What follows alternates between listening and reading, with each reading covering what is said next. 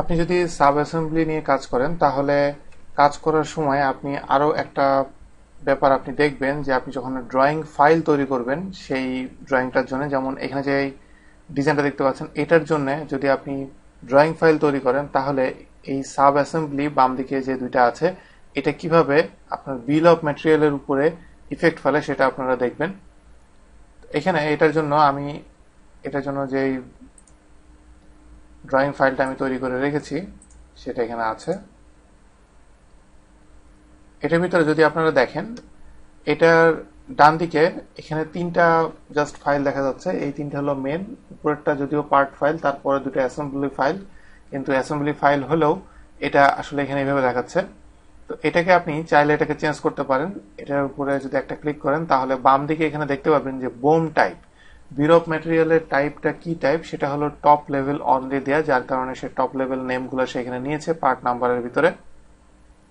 আমি এটা দিই যে পার্টস অনলি যদি দিই তাহলে এখানে সে সাব অ্যাসেম্বলি বা অ্যাসেম্বলি কোনো কিছুই দেখবে না। সে ফ্ল্যাট ভাবে যতগুলা ইন্ডিভিজুয়াল পার্ট আছে সবগুলো পার্টকে সে আইটেম ওয়াইজ 1 2 3 4 নাম্বার দিয়ে সবগুলোকে সে শো করবে, যদিও এটা খুব একটা ইফেক্টিভ না। এখন আরেকটা অপশন আছে ইনডেন্টেডটা হলো যে আপনি এখানে প্রথমটা হলো যে এটা হলো প্রথম একটা পার্ট, তারপরটা যে অ্যাসেম্বলির আন্ডারে যেই পার্টগুলো আছে সেই পার্টগুলো পরপর এখানে এসেছে, এবং পরের যে অ্যাসেম্বলি আছে অ্যাসেম্বলির আন্ডারে পার্টগুলো পরপর এসেছে।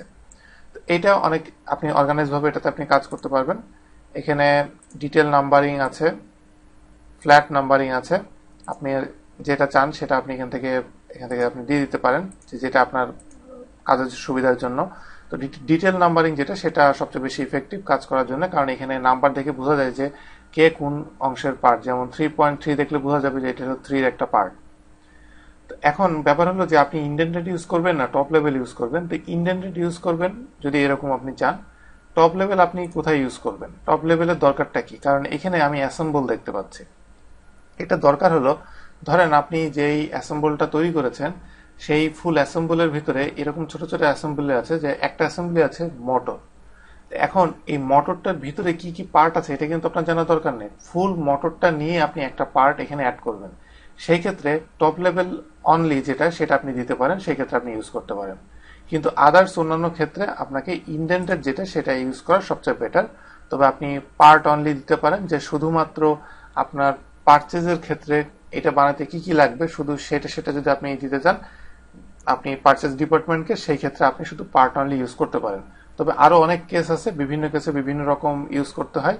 তবে জেনারেল কেসে এই 3 ধরনের আসলে আপনাকে নর্মালি আপনাকে ইউজ করতে হবে।